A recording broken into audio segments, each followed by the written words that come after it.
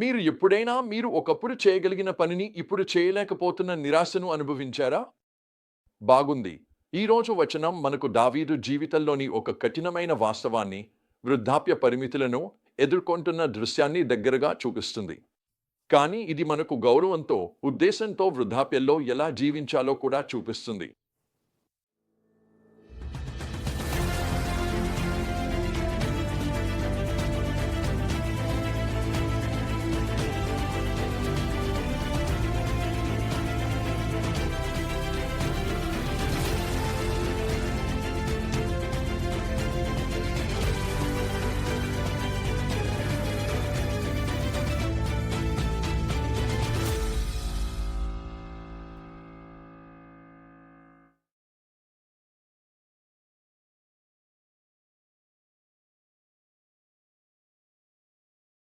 ప్రధాన సందేశం చాలా శక్తివంతంగా ఉంది.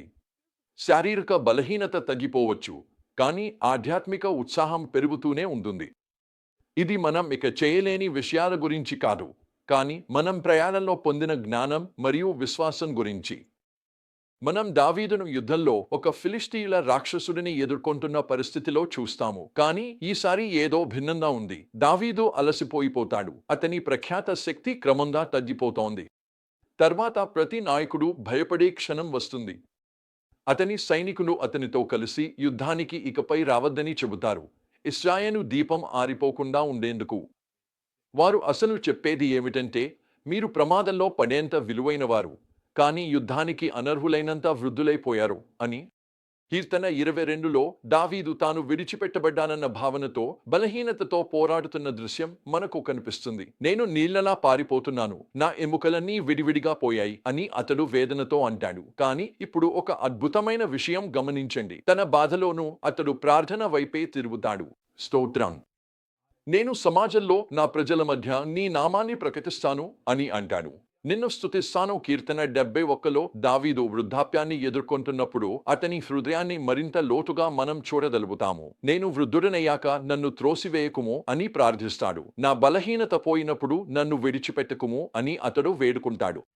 కానీ ఆ తర్వాత అతడు ఒక శక్తివంతమైన ప్రకటన చేస్తాడు. నేను వృద్ధుడనైనా, నెరిసిన వెంట్రుకలతో ఉన్నా, నా దేవా, నీవు నన్ను విడిచిపెట్టకుము. నేను నీ శక్తిని తదుపరి తరం వారికి ప్రకటించే వరకు. దావీదు అర్థం చేసుకున్నాడు, తన పాత్ర మారుతున్నా తన లక్ష్యం ఇంకా పూర్తి కాలేదు. ఆ తరువాతి బాధల్లో దావీదుని శక్తివంతమైన యోధులు ఫిలిష్తీయుల రాక్షసులను, గోల్యాత్ బంధువులను కూడా ఓడించిన యుద్ధాలను మనకు చూపిస్తుంది. ఇది వారసత్వాన్ని చూపించే ఒక అందమైన దృశ్యం. యువ దావీదును గోల్యాత్ను ఓడించేందుకు శక్తినిచ్చిన అదే దేవుడు ఇప్పుడు ఇతరులకు ఆ పోరాటాన్ని కొనసాగించేందుకు శక్తినిస్తున్నాడు. దావీదు శారీరక బలం తగ్గిపోయి ఉండొచ్చు, కానీ అతని ప్రభావం మాత్రం తగ్గలేదు. చివరగా కీర్తనలు 23లో దావీదుని పరిపక్వమైన విశ్వాసం పూర్తిగా వికసించినట్లు మనం చూస్తాము. ఇది కేవలం కవిత్వం మాత్రమే కాదు. ఇది జీవితం యొక్క ప్రతి కాలంలో దేవునితో నడిచిన ఒక మనిషి సాక్ష్యం. యెహోవా నా గొడ్డు కాపరి, నాకు ఏది కొరతగా లేదు. ఇది సంతృప్తిని నేర్చుకున్న వ్యక్తి మాట. నేను చీకటి లోయలో నడిచినా నేను ఏ దుష్టాన్ని భయపడను. ఇది పరీక్షించబడిన నమ్మకాన్ని నిరూపించుకున్న విశ్వాసాన్ని సూచిస్తుంది. మీకు స్పష్టంగా కనిపిస్తుంది, నేను యేసు కోసం ఎదుగుతున్న యువ అగ్ని కాంతి కాదు, కానీ నేను దశాబ్దాలుగా దేవునితో నడిచాను. ఇప్పుడు నా జీవితంలో చివరి కాలంలో ఉన్నానని నాకు తెలుసు. మరియు నేను నేర్చుకున్న కొన్ని సత్యాలను మీతో పంచుకుంటాను. ఇవి మీకు సహాయపడవచ్చు. మొదటిగా, మనం జీవితంలో మారుతున్న కాలాలను కృపతో స్వీకరించాలి.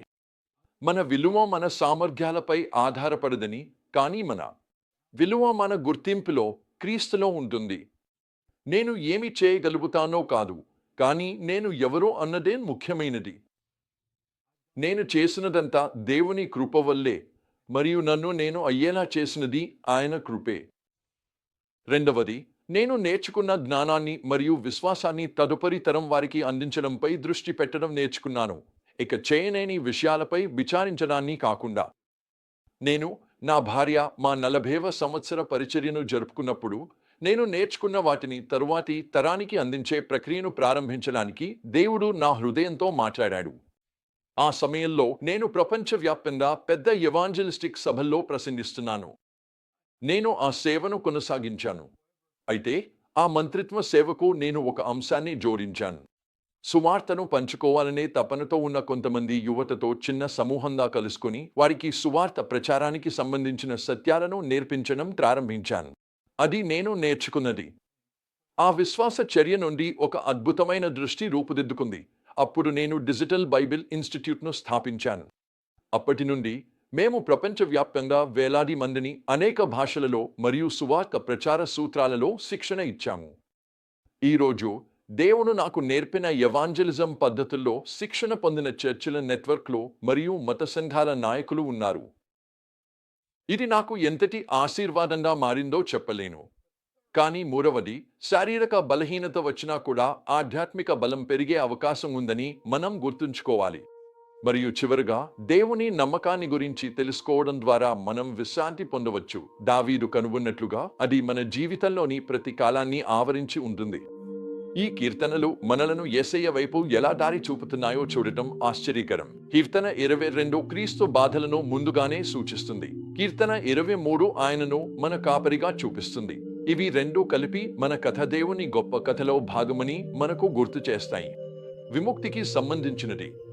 మనము చిన్నవారైనా, పెద్దవారైనా, బలమైన వారైనా, బలహీనమైన వారైనా, దేవుడు తన కథను మన జీవితాల ద్వారా ఇంకా రాస్తూనే ఉన్నాడు.